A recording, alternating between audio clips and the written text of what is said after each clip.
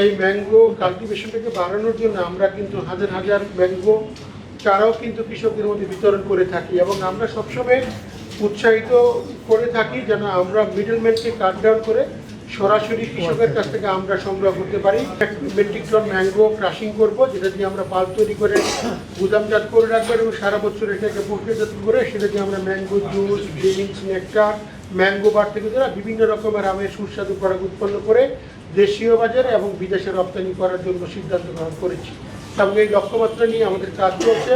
ইতিমধ্যে আমি জানি আমাদের অনেক মিডিয়ার সাংবাদিক ভাই বোনেরা আমাদের প্রসেসিং প্ল্যান্টও আমাদের যখন ম্যাঙ্গো উদ্বোধন করা হয় ক্রাশিং ভিজিট করেছিলেন। এখনও আমাদের আপনাদের যাদের সুযোগ হয় আপনারা যাবেন, আপনাদের আমি আমন্ত্রণ জানাচ্ছি, আপনারা সচক্ষে আমাদের ম্যাঙ্গো ক্রাশিং, ম্যাঙ্গো প্রসেসিং দেখতে পাবেন। প্রথম চ্যালেঞ্জ ছিল যেটা যে আমরা প্রতি বছর কিন্তু এই ম্যাঙ্গো কাল্টিভেশনটাকে বাড়ানোর জন্য আমরা কিন্তু হাজার হাজার ম্যাঙ্গো চারাও কিন্তু কৃষকদের মধ্যে বিতরণ করে থাকি এবং আমরা সবসময় উৎসাহিত করে থাকি যেন আমরা মিডলম্যানকে কাট ডাউন করে সরাসরি কৃষকের কাছ থেকে আমরা সংগ্রহ করতে পারি। টানা 7ম বারের মতো বেস্ট টিস্যু পেপার ব্র্যান্ড হিসেবে স্বীকৃতি পেয়েছে বসুন্ধরা টিস্যু। কৃষক যেন তার উৎপাদিত পণ্যের প্রকৃত মূল্যটা পায়, মিডলম্যানকে কাট করে দিই।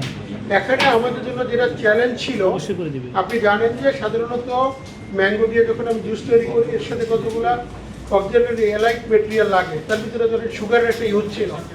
তা আপনি জানেন যে বিগত অনেকগুলো বছর আরবিট্রারি সুগারের উপরে অনেক হাই ডিউটি ছিল এবং পৃথিবীর মধ্যে মোস্ট এক্সপেন্সিভ সুগার ছিল বাংলাদেশে। আমি যখন এই সুগার এবং ম্যাঙ্গো দিয়ে প্রসেস করে যখন আমি জুস তৈরি করতাম, আমি যখন বিদেশে রপ্তানি করতাম, তখন কিন্তু পার্শ্ববর্তী দেশের প্রোডাক্টের সাথে কম্পিটিশনে টিকে থাকা আমাদের জন্য অনেক কষ্ট হতো।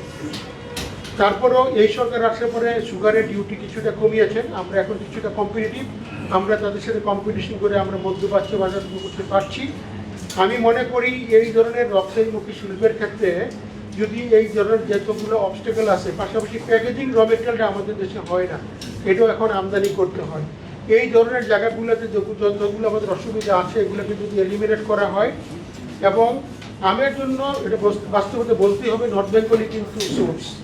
আর নর্থ বেঙ্গল যদি সোর্স হয়, আপনি জানেন নর্থ বেঙ্গলের ইনফ্রাস্ট্রাকচার ইজ লিমিটেড। এখনও কিন্তু উত্তরবঙ্গের ইন্ডাস্ট্রিগুলোতে আমরা গ্যাসের সংযোগ পাইনি বা গ্যাস ডিস্ট্রিবিউশন নেই। ওই জায়গায় যদি আমাদেরকে ইন্ডাস্ট্রিয়াল ফ্যাসিলিটিগুলো অ্যাভেলেবেল করা হয়, নিরবিচ্ছিন্ন বিদ্যুৎ অথবা গ্যাস অ্যাভেলেবেল করা হয়, তাহলে কিন্তু প্রোডাকশন কস্টটা নিরবিচ্ছিন্ন হবে, প্রোডাকশন কস্ট কমবে, এতে করে কৃষক লাভবান হবে, বাংলাদেশের রুরাল ইকোনমি ডেভেলপমেন্ট হবে